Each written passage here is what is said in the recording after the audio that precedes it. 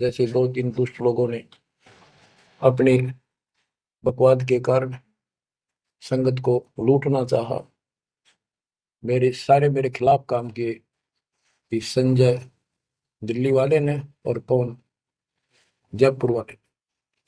अगर ये सच्चे थे तो ये भी क्यों नाते माफी मांगने गलती होगी थी। तो बच्चों, ऐसे दुष्ट लोग हैं जो काल के भेजे हुए, और वो भोली आत्मा इन दुष्टों के पीछे लगी थी। सतगुरुदेव की जय। बंदी छोड़ कबीर साहिब जी की जय। बंदी छोड़ गरीबदास जी महाराज जी की जय। स्वामी राम देवानंद जी गुरु महाराज जी की जय हो।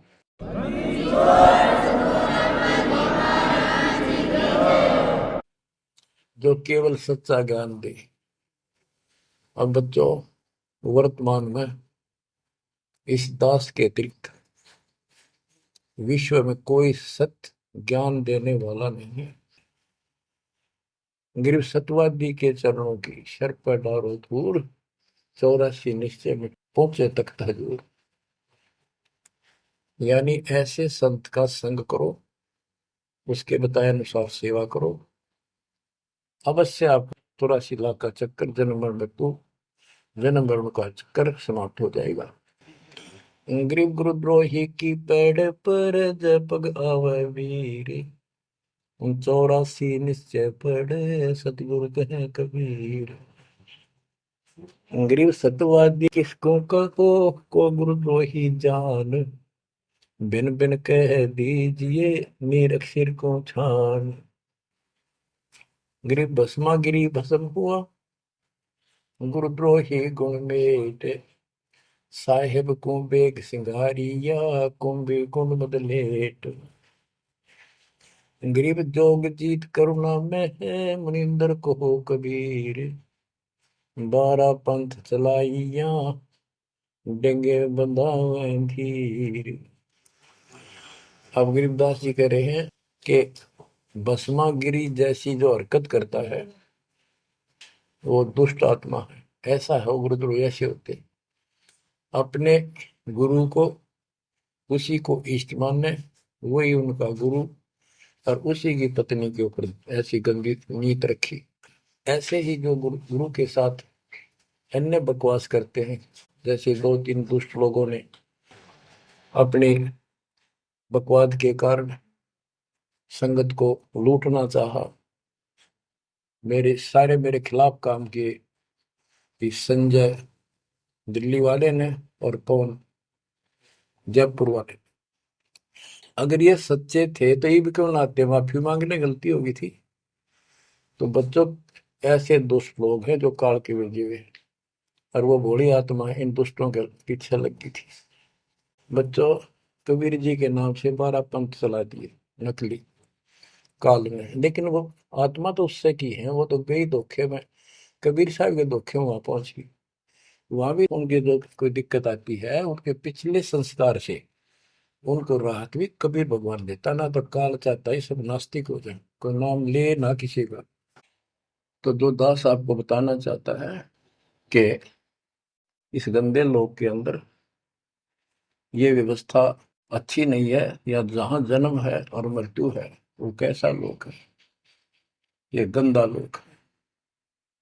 अब जैसे दास आपको बता रहा बार बार कि ये जो रजा मालिक ने कर रखी है आपके ऊपर, ये कलम तोड़ रखी है, भूतों ने भविष्य थी, हुआ न होगा।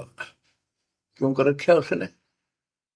वो आपका बाप है, वो आपकी माँ है, वो आपका असली भाई और बंधु दोस्त है।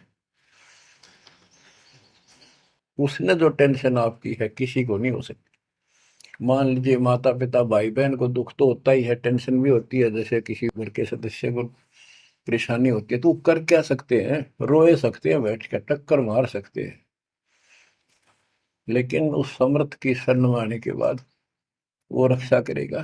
तो जैसे दास बता रहा था कि सार नाम लेकर एक ऐसी बुरी मौत मरा, एक्सीडेंट हो गया, गाड़ी ले रहा था।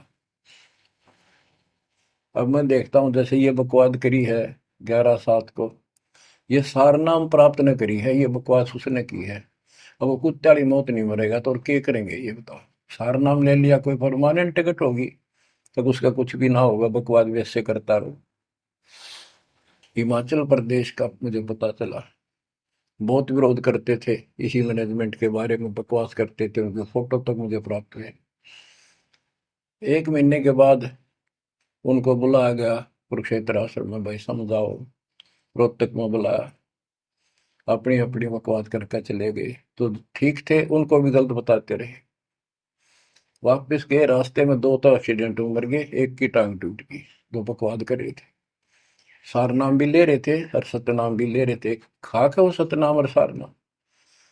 और शिष्य भी गुरु जी के थे। बाढ़ में जाओ इसे शस और ऐसे कोऑर्डिनेटर, तो अपनी बकवास करके हैं।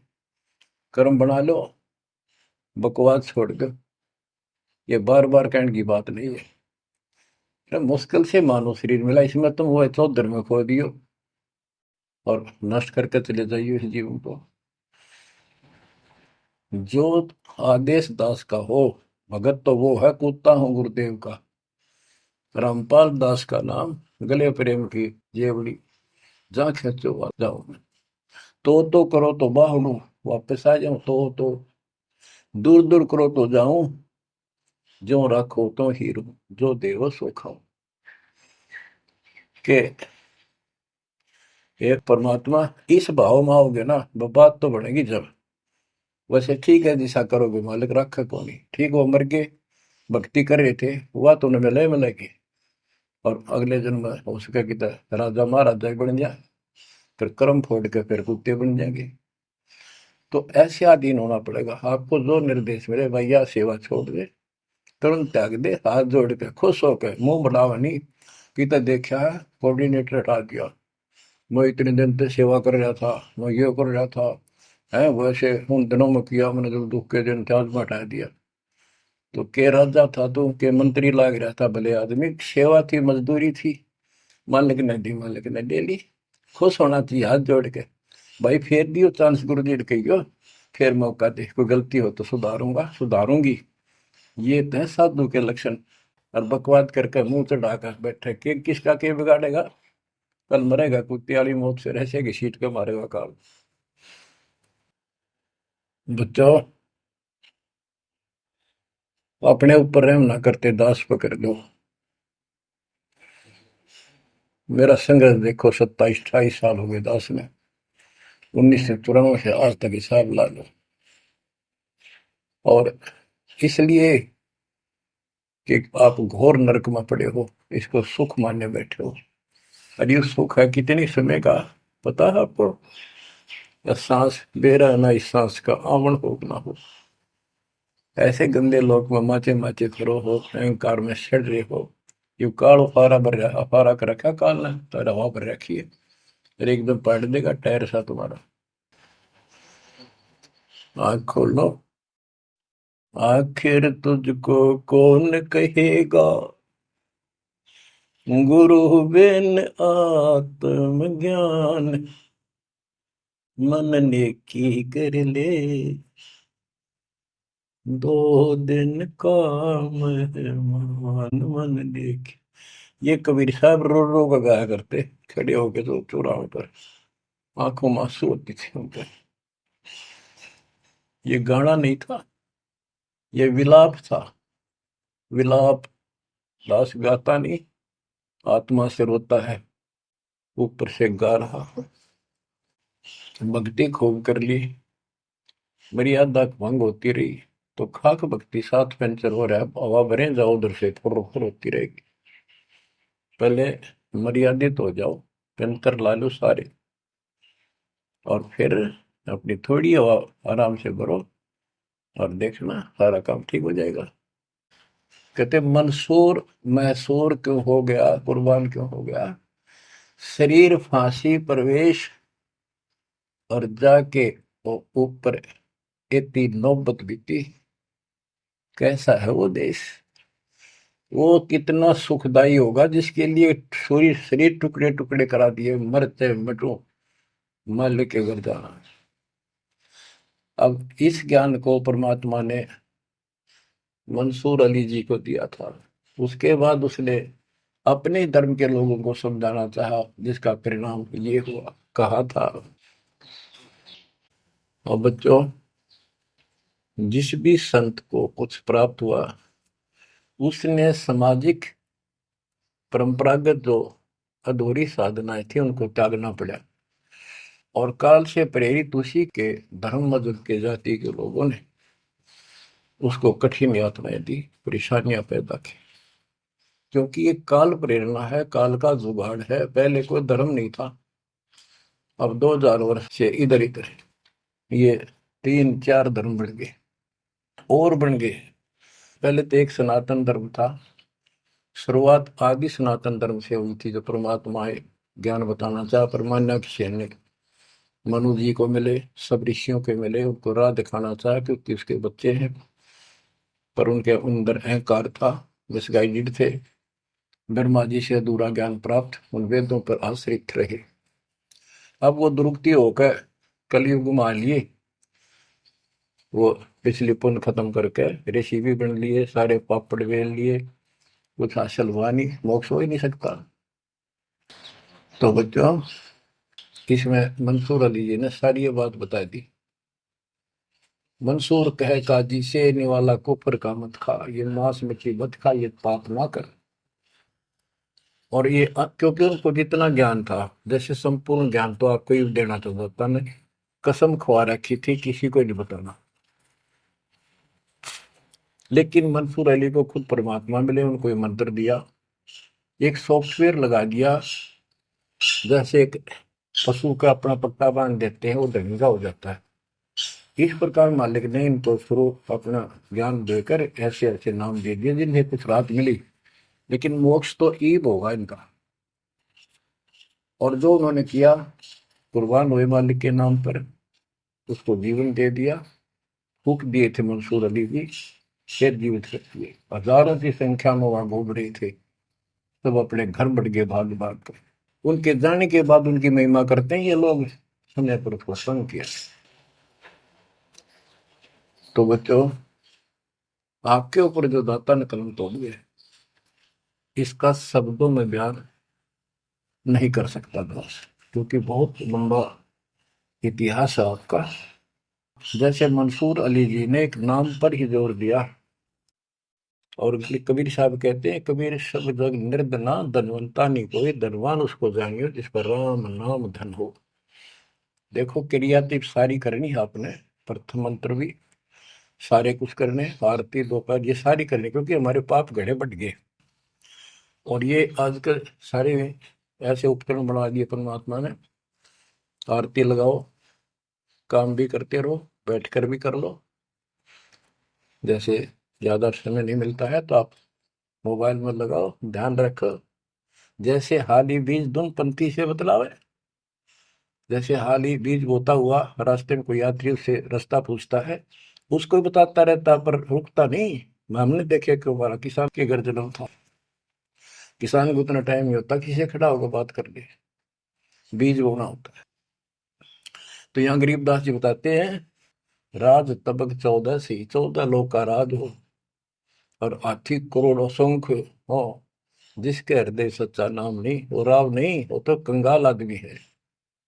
बच्चों, आप सत्य नाम, सच्चे ज्ञान के धनी, सच्चे भगवान के धनी, सच्चे नाम के धनी, परमात्मा आपको मोक्ष दे, सदा सुखी रखे, कुर्बान हो जाओ, आपका भविष्य नरक बढ़ने से बचे, आपको मोक्ष दे दाता सत साई। सत साहेब जी, यह वीडियो बनाने का उद्देश्य हमारा किसी को भी नीचा दिखाना व किसी की भी भावनाओं को ठेस पहुंचाने का नहीं है। इस वीडियो के बनाने का उद्देश्य यह है कि भक्ति मार्ग में गुरु का क्या महत्व होता है और गुरु कैसा होना चाहिए और इष्ट देव कैसा होना चाहिए। आइए अब जानते हैं संत रामपाल जी महाराज जी के ज्ञान को उनके द्वारा लिखी पुस्तक कबीर परमेश्वर के पेज नंबर 51 से। अब्राहिम अदम सुल्तान की परीक्षा। सुल्तान अदम ने एक साधु की कुटिया देखी जो कई वर्षों से उस स्थान पर साधना कर रहा था। अब्राहिम उसके पास गया। वह साधक बोला कि यहाँ पर मत रहना, यहाँ कोई खाना पीना नहीं है, आप कहीं और जाइए। सुल्तान अब्राहिम बोला कि मैं तेरा मेहमान बनकर नहीं आया, मैं जिसका मेहमान यानी अल्लाह का मेहमान हूँ, वह मेरे रिजक यानी खाने की व्यवस्था करेगा। इंसान अपनी किस्मत साथ लेकर आता है, कोई किसी का नहीं खाता है। हे बेईमान, तू तो अच्छा नागरिक भी नहीं है, तू चाहता है अल्लाह से मिलना, नीयत ठीक नहीं है। तो इंसान परमार्थ नहीं कर सकता। बिन परमार्थ खुदा नहीं मिलता। जिसने जीवन दिया है वह रोटी भी देगा। अब्राहिम थोड़ी दूरी पर जाकर बैठ गया। शाम को आसमान से एक थाल उतरा जिसमें भिन्न भिन्न प्रकार की सब्जी, हलवा, खीर, रोटी तथा जल का लोटा था। थाली के ऊपर थाल परोस यानी कपड़े का रुमाल ढका था। अब्राहिम ने थाली से कपड़ा उठाया और पुराने साधक को दिखाया। उस पुराने साधक के पास आसमान से 2 रोटी, वे भी जौ के आटे की, और 1 लोटा पानी आए। यह देखकर पुराना साधक नाराज हो गया कि हे अल्लाह, मैं तेरा भेजा हुआ भोजन नहीं खाऊंगा। आप तो भेदभाव करते हो। मुझे तो सूखी जौ की रोटी, अब्राहिम को अच्छा खाना पुलाव वाला भेजा है। अल्लाह ने आकाशवाणी की कि हे भक्त, यह अब्राहिम एक धनी राजा था। इसके पास अरब खरब खजाना था। इसकी 16,000 रानियां थी, बच्चे थे, अमीर यानी मंत्री तथा दीवान थे, नौकर नौकरानियां थी। यह मेरे लिए ऐसे ठाठ छोड़कर आया है, इसको तो क्या न दे दूं। तू अपनी औकात देख। तू एक घसियारा था, सारा दिन घास खोदता था, तब 1 टका मिलता था। सिर पर गट्ठे लेकर नित बोझ मरता था। न बीवी यानी स्त्री थी, न माता थी, न कोई पिता तेरा सेठ था। तुझको मैं पकी पकाई रोटियां बेचता हूँ, तू फिर भी नखरे करता है। यदि तू मेरी रजा में राजी नहीं है तो कहीं और जा बैठ। यदि भक्ति से विमुख हो गया तो तेरा घास खोदने का खुरपा और बांधने की जाली ये रखी, जा खोद घास और खा। यदि कुछ हासिल करना है तो मेरी रजा से बाहर कदम मत रखना। भक्त में यदि क्रूब है यानी अभिमान है तो वह परमात्मा से दूर है। यदि भक्त में आधीनी है तो वह हक यानी परमेश्वर के करीब है। सुल्तान अदम ने परमेश्वर से अर्ज की कि हे दाता, मैं मेहनत करके निर्वाह करूंगा, आपकी भक्ति भी करूंगा। आप यह भोजन न भेजो, रूखी सूखी खाकर मैं आपके चरणों में बना रहना चाहता हूँ। यह भोजन आप भेज रहे हो, यह खाकर तो मैं मन में दोष आएंगे, कोई गलती कर बैठूंगा। यह अर्ज वह पुराना भक्त भी सुन रहा था। उसकी गर्दन नीची हो गई। परमात्मा से अर्ज की, प्रभु मेरी गलती को क्षमा करो, मैं आपकी रजा में प्रसन्न रहूंगा। उस दिन से अब्राहिम जंगल से लकड़ियां तोड़ कर लाता, बाजार में बेचकर खाना ले जाता। 8 दिन तक उसी को खाता और भक्ति करता था। भक्त को नियत का पूरा। कुछ वर्ष पश्चात अब्राहिम भ्रमण पर निकला। एक सेठ का बाग था, उसको नौकर की आवश्यकता थी। सुल्तान को पकड़कर बाग की रखवाली के लिए रख दिया। 1 वर्ष पश्चात सेठ बाग में आया। उसने अब्राहिम से अनार लाने को कहा। अनार लाकर सेठ को दे दिए। अनार खट्टे थे। सेठ ने कहा कि तेरे को 1 वर्ष में यह भी पता नहीं चला कि मीठे अनार कैसे होते हैं। सुल्तान ने कहा कि सेठ जी, आपने मेरे को बाग की सुरक्षा के लिए रखा है, बाग उजाड़ने के लिए नहीं। यदि रक्षक ही भक्षक हो जाएगा तो बात कैसे बनेगी। मैंने कभी कोई फल खाया ही नहीं, तो खट्टे मीठे का ज्ञान कैसे हो सकता है। सेठ ने अन्य नौकरों से पूछा तो नौकरों ने बताया कि यह नौकर तो जो रोटी मिलती है बस वही खाकर बाग के चारों ओर कुछ बड़बड़ करता घूमता रहता है। हमने गुप्त रूप से भी देखा है, इसने कभी कोई भी फल नहीं तोड़कर खाया, न नीचे पड़ा उठाया।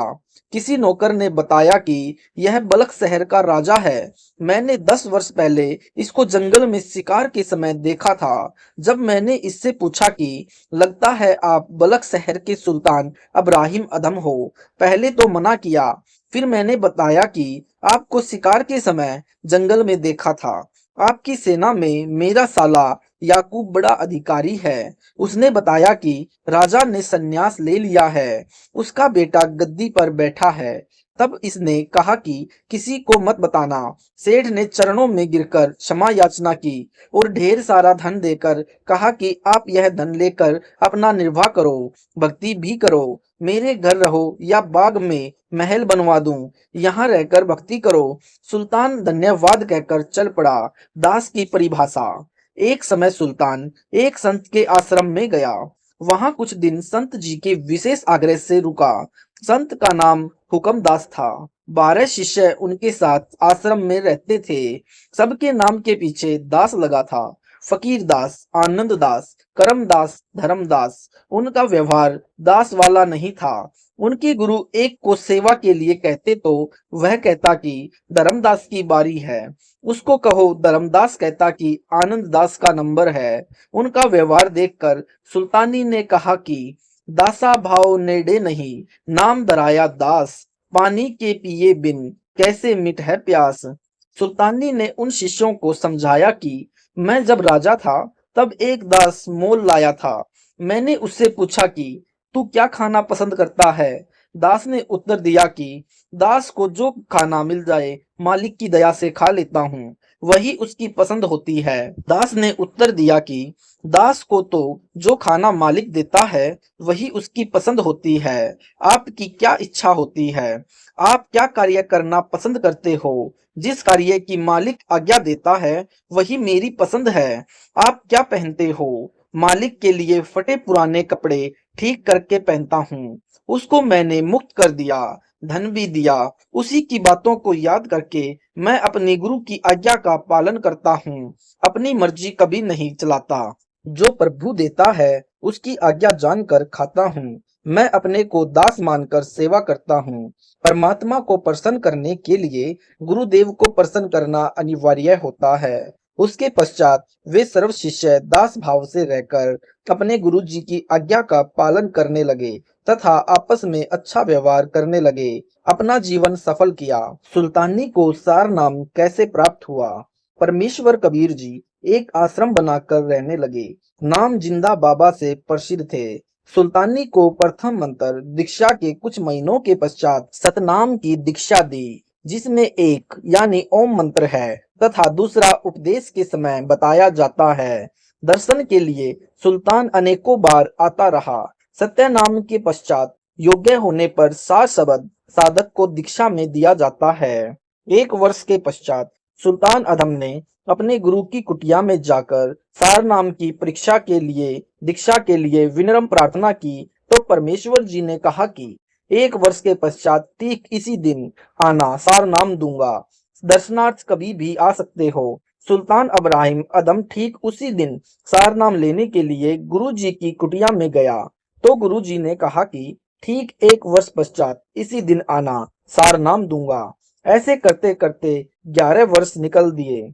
बीच बीच में भी सतगुरु के दर्शन करने आता था, परंतु सार नाम के लिए निश्चित दिन ही आना होता था। जब 11वें वर्ष सुल्तानी 7 शब्द के दीक्षार्थ आ रहा था तो एक मकान के साथ से रास्ता था। उस मकान की मालकिन ने छत से कूड़ा बुराकर गली में डाला तो गलती से भक्त के ऊपर गिर गया। सुल्तान इब्राहिम के ऊपर कूड़ा गिरा तो वह ऊंची आवाज में बोला, क्या तुझे दिखाई नहीं देता? गली में इंसान भी आते जाते हैं। यदि मैं आज राज्य त्याग कर न आया होता तो तेरी देही का चाम उधेड़ देता। उस बहन ने क्षमा याचना की और कहा, हे भाई, मेरी गलती है, मुझे पहले गली में देखना चाहिए था, आगे से ध्यान रखूंगी। वह मकान वाली बहन भी जिंदा बाबा की भक्तमती थी। उसने जब इब्राहिम को आश्रम में देखा तो गुरुजी से पूछा, हे गुरुदेव, वह जो भक्त बैठा है एकांत में, क्या वह कभी राजा था? जिंदा बाबा ने पूछा, क्या बात है बेटी, यहाँ तो राजा और रंक में कोई भेद नहीं है। आपने यह प्रश्न किस कारण से किया? यह पहले बलख शहर का राजा था। इसको मैंने समझाया तो इसने राज्य त्याग दिया और मेहनत करके लकड़ियां बेचकर निर्वाह करता है, भक्ति भी करता है। उस बहन ने बताया कि मेरे से गलती से सूखा कूड़ा छत से फेंकते समय इसके ऊपर गिर गया था। यह बहुत क्रोधित हुआ और बोला कि यदि मैं राज्य न त्याग होता तो तेरी खाल उतार देता। सत्संग के पश्चात 4 शब्द लेने वालों को बुलाया गया। जब सुल्तान अब्राहिम की बारी आई तो गुरुजी ने कहा कि अभी तो आप राजा हो, 4 शब्द तो बच्चा दास को मिलता है जिसने शरीर को मिट्टी मान लिया है। सुल्तानी ने कहा, गुरुदेव, राज्य को त्याग तो वर्षों से हो चुका है। गुरु महाराज जी ने कहा, मुझसे कुछ नहीं छुपा है। तूने जैसा राज्य त्यागा है, राजभाव नहीं त्यागा है। आप 1 वर्ष के पश्चात इसी दिन सार नाम के लिए आना। 1 वर्ष के पश्चात फिर सुल्तानी आ रहा था। उसी मकान के साथ से आना था। गुरुजी ने उसी शिष्या से कहा कि कल वह राजा सार शब्द लेने आएगा। तेरे मकान के पास से रास्ता है और कोई रास्ता कुटिया में आने का नहीं है। अब की बार उसके ऊपर पानी में गोबर राख घोलकर बाल्टी भरकर उसके ऊपर डालना, फिर उसकी क्या प्रतिक्रिया रहे वह मुझे बताना। उस बहन ने ऐसा ही किया। बहन ने साथ साथ यह भी कहा कि हे भाई, धोखे से गिर गया, मैं धोकर साफ कर दूंगी, आप यहाँ तालाब में स्नान कर लो। सुल्तान ने कहा कि बहन, मिट्टी के ऊपर मिट्टी ही तो गिरी है, कोई बात नहीं, मैं स्नान कर लेता हूँ, कपड़े धो लेता हूँ। उस शिष्या ने गुरुदेव को सुल्तानी की प्रक्रिया बताई। तब उसको सार शब्द दिया और कहा, बेटा, आज तू दास बना है, अब तेरा मोक्ष निश्चित है। इसलिए भक्तजनों को इस कथा से शिक्षा लेनी चाहिए। सार शब्द प्राप्ति के लिए शीघ्रता न करे, अपने अंदर सब विकारों को सामान्य करे, विवेक से काम ले, मोक्ष निश्चित है। राजा बड़ा है या भक्तराज। एक बार सुल्तान अधम अपने बलख शहर के बाहर एक तालाब पर जाकर बैठ गया। उसका पुत्र राजा था। पता चला तो हाथी पर चढ़कर बैंड बाजा के साथ तालाब पर पहुंचा। पिताजी से घर चलने को कहा। सुल्तान ने साफ शब्दों में मना कर दिया। लड़के ने कहा कि आपने यह क्या हुलिया बना रखा है, आप यहाँ ठाठ से रहो, आप भिखारी बनकर कष्ट उठा रहे हो, मेरी आज्ञा से आज सब कुछ हो रहा है। सुल्तान ने कहा कि जो परमात्मा कर सकता है वह राजा नहीं कर सकता। लड़के ने कहा कि आप आज्ञा दो, वही कर दूंगा, आपको हमारे पास रहना होगा। सुल्तानी ने कहा कि ठीक है, स्वीकार है, मैं हाथ से कपड़े सीने की एक सुई इस तालाब में डालता हूँ, यह सुई जल्द से निकालकर मेरे को लौटा दे। राजा ने सिपाहियों, गोताखोरों तथा जाल डालने वालों को बुलाया।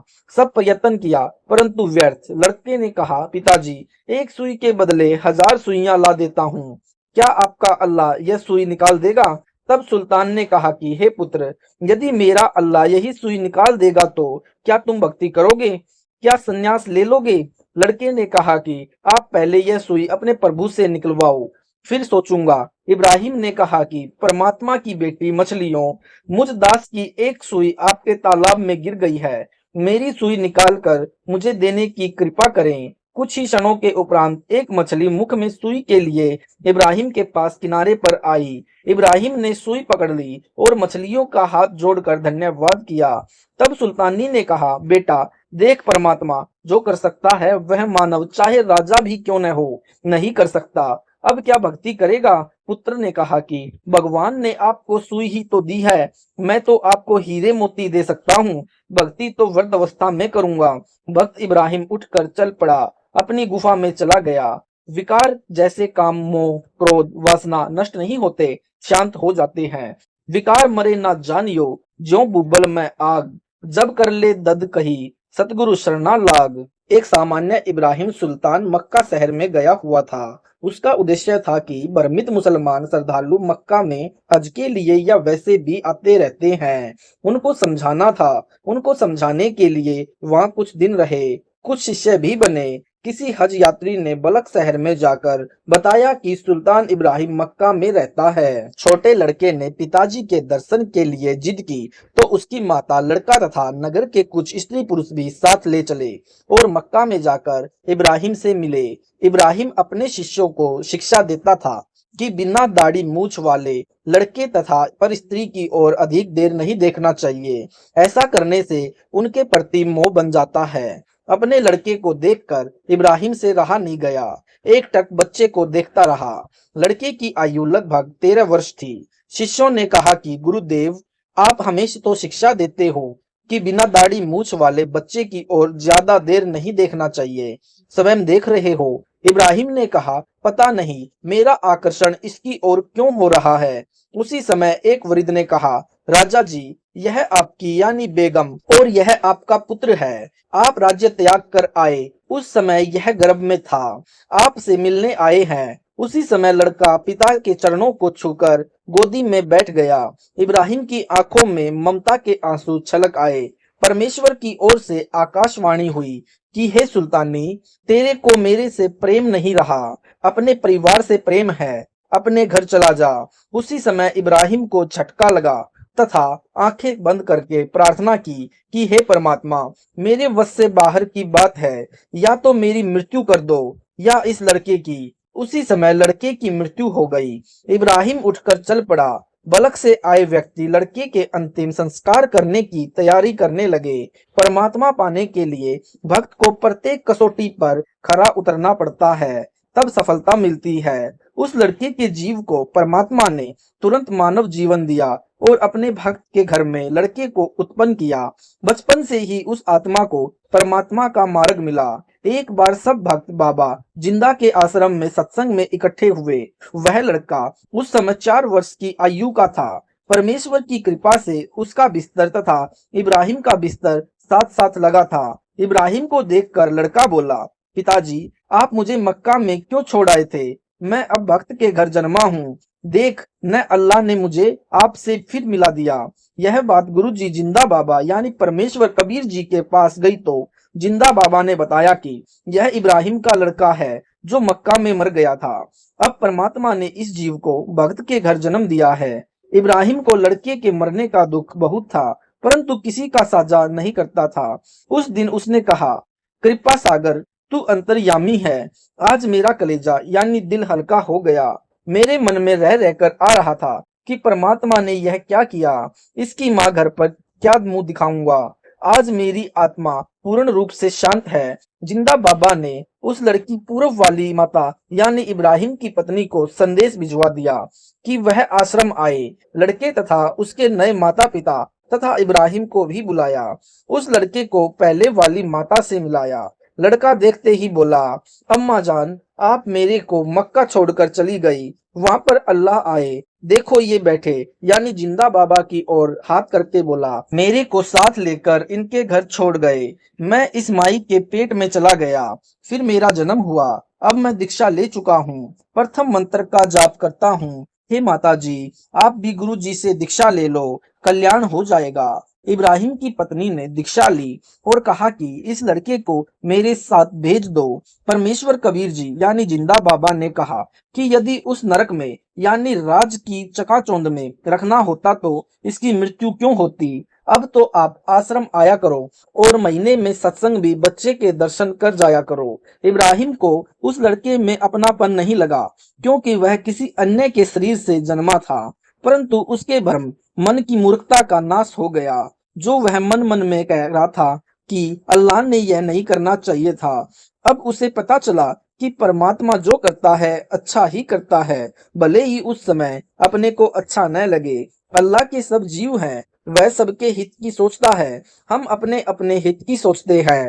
रानी को भी उस लड़के ने वह भाव नहीं था, परंतु आत्मा वही थी, इसलिए माता वाली ममता दिल में जागृत थी, इसलिए उसको देखकर शांति मिलती थी। यह कारण बनाकर परमेश्वर जी ने उस रानी का भी उद्धार किया और बालक का भी। भक्त तरवर यानी वृक्ष जैसा स्वभाव का होता है। एक बार एक समुद्री जहाज में एक सेठ व्यापार के लिए जा रहा था। उसके साथ रास्ते का खाना बनाने वाले तथा मजाक मस्करा करके दिल बहलाने वालों की पार्टी भी थी। लंबा सफर था, महीना भर लगना था। मजाकिया व्यक्तियों को एक ऐसे व्यक्ति की आवश्यकता थी जिसके ऊपर सब मजाक की नकल झाड़ सके। खोज करके पर इब्राहिम को पाया और पकड़कर ले गए। सोचा कि इस भिखारी को रोटियां चाहिए, मिल जाएंगी। समुद्र में दूर जाने के पश्चात सेठ के लिए मनोरंजन का प्रोग्राम शुरू हुआ। इब्राहिम के ऊपर मजाक झाड़ रहे थे, कह रहे थे कि एक इस यानी इब्राहिम जैसा मूर्ख था। वह वृक्ष की उसी डाली पर बैठा था जिसे काट रहा था, गिरकर मर गया। हा हा करके हंसते थे। इस प्रकार बहुत देर तक ऐसी अभद्र टिप्पणियां करते रहे। इब्राहिम बहुत दुखी हुआ, सोचा कि महीनों का दुख हो गया, न भक्ति कर पाऊंगा न चैन से रह पाऊंगा। उसी समय आकाशवाणी हुई कि हे भक्त इब्राहिम, यदि तू कहे तो इन मूर्खों को मार दूं, जहाज को डुबो दूं, तुझे बचा लूं। ये तेरे को तंग करते हैं। यह आकाशवाणी सुनकर जहाज के सब व्यक्ति भयभीत हो गए। इब्राहिम ने कहा, हे अल्लाह, यह कलंक मेरे माथे पर न लगा। ये बेखबर हैं।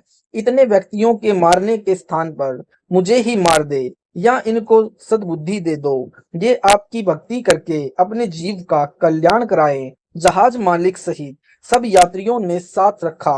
भक्ति करने के लिए जहाज में भिन्न स्थान दे दिया।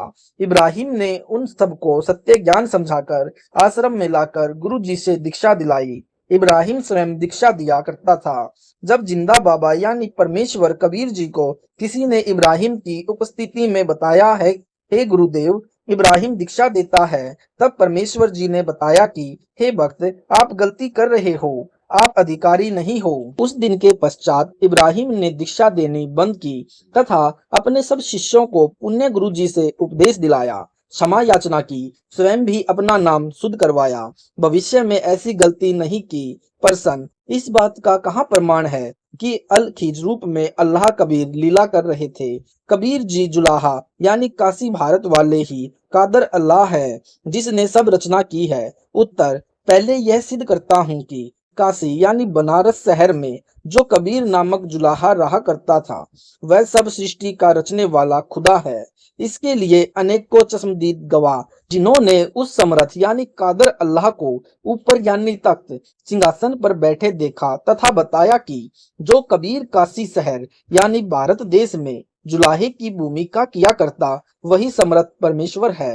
गवाह नंबर 1, संत गरीबदास जी, गांव छुड़ानी, जिला झज्जर, प्रांत हरियाणा यानी देश भारत। संत गरीबदास जी 10 वर्ष के बालक अपने खेतों में गांव के अन्य ग्वालों के साथ प्रतिदिन की तरह गाय चराने गए हुए थे। विक्रमी संवत 1774 यानी सन 1717 फाल्गुन महीने की सुदी यानी चांदनी द्वादशी को दिन के लगभग 10 बजे ग्वाले तथा बालक गरीबदास जी एक जांडी के वृक्ष के नीचे छाया में बैठकर भोजन खा रहे थे। परमेश्वर जी जिंदा बाबा यानी अल खिज के वेश में ऊपर आसमान वाले तख्त यानी सिंहासन से चलकर कुछ दूरी पर धरती के ऊपर उतरे तथा ग्वालों के पास गए। वह जांडी का पेड़ गांव कबलाना से गांव छुड़ानी को जाने वाले कच्चे रास्ते पर था तथा कबलाना की सीमा के सटे संत गरीबदास जी के खेत में था। यानी संत गरीबदास जी के पिताजी के पास गांव में 1375 यानी 1375 एकड़ जमीन थी। उसी जमीन पर चरगाह बना रखी थी जिसमें गांव छुड़ानी के अन्य निर्धन व्यक्ति भी अपनी गायों को चराने के लिए ले जाया करते थे। बाबा जिंदा यानी साधु को देखकर बड़ी आयु के ग्वालों यानी पालियों में एक ने कहा कि बाबा जी भोजन खाओ। साधु ने कहा, भोजन तो मैं अपने डेरे से खाकर आया हूँ। कई ग्वाले एक साथ बोले, यदि भोजन नहीं खाते तो दूध पी लो। परमेश्वर ने कहा कि दूध पिला दो, परंतु दूध उसका पिलाओ जिसको कभी बच्चा उत्पन्न न हुआ हो, यानी कंवारी गाय का। पालियों ने उसे मजाक समझा। बालक गरीबदास जी उठे तथा एक अपनी प्रिय बछिया को लाए और बोले, हे बाबा जी, यह कंवारी गाय दूध कैसे दे सकती है? तब बाबा जी ने कहा कि यह दूध देगी, तुम स्वच्छ बर्तन लेकर इसके थनों के नीचे रखो।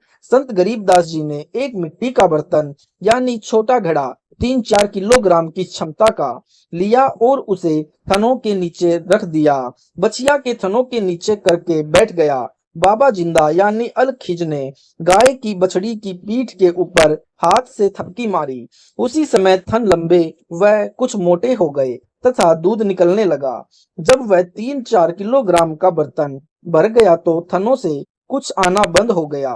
बालक गरीबदास जी ने वह दूध से भरा बर्तन बाबा जी को दे दिया तथा कहा कि यह तो आपकी दया से मिला है, पी लो। बाबा जिंदा ने उस बर्तन को मुख लगाकर कुछ दूध पिया, शेष उन पालियों की ओर किया कि पी लो, यह प्रसाद है। अन्य ग्वाले उठकर चल दिए, कहने लगे कि यह दूध जादू मंत्र करके कंवारी बछड़ी से निकाला है, हमारे को कोई भूत प्रेत की बाधा हो जाएगी। यह कोई सेवड़ा यानी भूत प्रेत निकालने वाला लगता है। कंवारी गाय का दूध पाप का दूध है। यह बाबा पता नहीं किस छोटी जाति का है, इसका जूठा दूध हम नहीं पिएंगे। बालक गरीबदास जी ने बाबा से बर्तन लिया और पालियों के देखते देखते उसमें से कुछ दूध पिया। वे बड़ी आयु के ग्वाले बालक को दूध न पीने के लिए कहते रहे। बालक नहीं माना, सब दूर चले गए। बाबा जिंदा तथा बालक गरीबदास जी रह गए। तब कुछ ज्ञान सुनाया। बालक ने सतलोक और समर्थ परमात्मा यानी जो ब्रह्म जी, ब्रह्मा विष्णु महेश जी तथा शक्तिशाली बाबा ने बताया था। आंखों देखने की इच्छा की जिंदा बाबा बालक गरीबदास जी के जीव को शरीर से निकालकर आसमान में ले गया। ब्रह्मा जी, विष्णु जी तथा शिव जी के लोक दिखाए, स्वर्ग तथा नरक दिखाए, ब्रह्मलोक यानी महाजन्नत काल ब्रह्म का दिखाया। फिर और ऊपर अपने अमरलोक में ले गए। जो बाबा जिंदा बालक के साथ गया था वह ऊपर बने यानी तख्त सिंहासन के ऊपर बैठ गया। उस समय परमात्मा रूप बन गए। परमात्मा के एक रोम यानी शरीर के बाल का प्रकाश करोड़ों सूर्यों के प्रकाश से भी अधिक था। अमरलोक प्रकाशित था। बालक गरीबदास जी का भी अन्य शरीर बन गया जिसका प्रकाश 16 सूर्यों के समान था। अमरलोक के सब भक्त भक्तमती यानी हंस हंसनी अपने परमेश्वर को दंडवत करने लगे। जय हो कबीर सतपुरुष की बुलाने लगे। सबने कहा कि ये अनंत करोड़ ब्रह्मांड का सृजनहार समर्थ परमेश्वर है, इसका नाम कबीर है। फिर परमात्मा ने सब ज्ञान अपने नबी गरीबदास जी की आत्मा में डाल दिया।